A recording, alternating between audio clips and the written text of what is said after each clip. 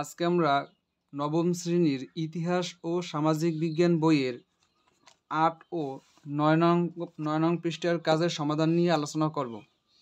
প্রথমে আমরা ৮ নং পৃষ্ঠার কাজের সমাধান করব। দেখো এখানে বলা হয়েছে প্রশ্নমালা তৈরি।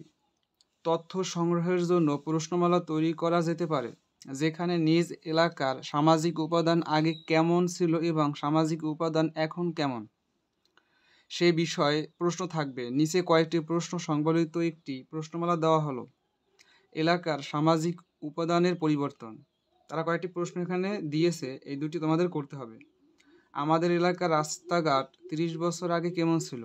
আমাদের এলাকার রাস্তাঘাট এখন কেমন?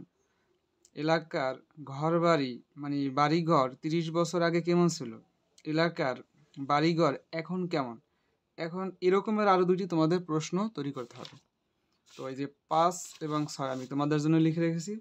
এই এলাকার ৩০ বছর আগে কোনো শিল্প কারখানা ছিল কি না, এর একটা প্রশ্ন হতে পারে। হ্যাঁ, এই প্রশ্নটি তোমরা এখানে লিখে দিবা। আর একটা প্রশ্ন, এই এলাকার ৩০ বছর আগে যানবাহন কেমন ছিল? এরপর আমরা দেখব ৯ নম্বর পৃষ্ঠায় দেখো একটি ছক আছে, এই ছকটি তোমাদের পূরণ করতে হবে। তো এখন আমাদের তৈরি করা প্রশ্ন অনুসন্ধানের জন্য উপযোগী কিনা তা বোঝার জন্য আমরা নিচের ছকটি ব্যবহার করতে পারি। আমরা টিক অথবা ক্রস চিহ্ন দিই। এখানে কিছু বলা আছে, দেখো যে প্রশ্ন ১, ২ দুইটা প্রশ্ন। প্রথম প্রশ্নটির উত্তর আমরা এখনো জানি না, এটা কি হবে? হ্যাঁ হলে টিক দেবে, আর না হলে ক্রস চিহ্ন দিতে হবে। তো দেখো আমি এখানে সুবিধার জন্য দিয়ে রেখেছি, ক্রস দিছি, তারপর ২ নম্বরে টিক দিয়েছি। এরপরে দেখো বলছে প্রশ্নটির উত্তর জানার আগ্রহ আমাদের আছে। এখন এখানে কি হবে? হ্যাঁ, জানার ১ নম্বরে আমি টিক দিয়েছি, ২ নম্বরে ক্রস চিহ্ন দিয়েছি।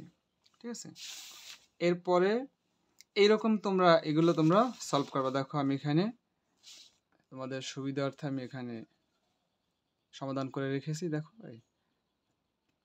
এতটুকুই ছিল তোমাদের ৮ এবং ৯ নম্বর পৃষ্ঠার কাজের সমাধান। আশা করি তোমরা বুঝতে পারছো।